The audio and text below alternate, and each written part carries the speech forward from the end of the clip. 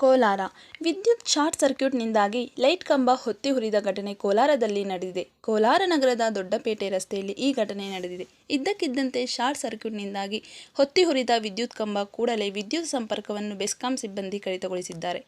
ದೀಪಾವಳಿ ಹಬ್ಬದ ಪಟಾಕಿ ದೃಶ್ಯದಂತೆ ವಿದ್ಯುತ್ ಕಂಬದಲ್ಲಿ ಬೆಂಕಿ ಕಂಡ ಸ್ಥಳೀಯ ಅಂಗಡಿ ಮಾಲೀಕರಲ್ಲಿ ಕೆಲಕಾಲ ಆತಂಕ ಸೃಷ್ಟಿಯಾಗಿತ್ತು.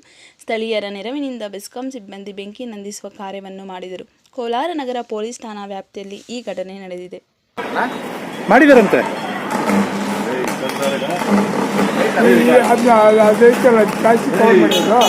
ಅದನ್ನ ಇಟ್ಕೊಂಡ್ರೆ ಇದು ಮರ ಬಿಟ್ಟಿದ್ರೆ ಇದೆಲ್ಲ ಇಟ್ಕೊಳ್ತಾರೆ.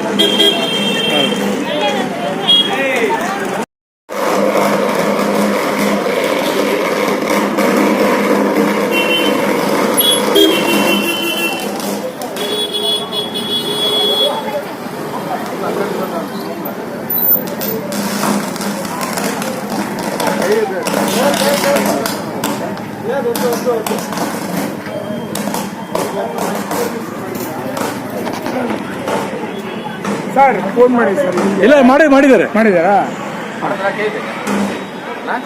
ಮಾಡಿದಾರಂತೆ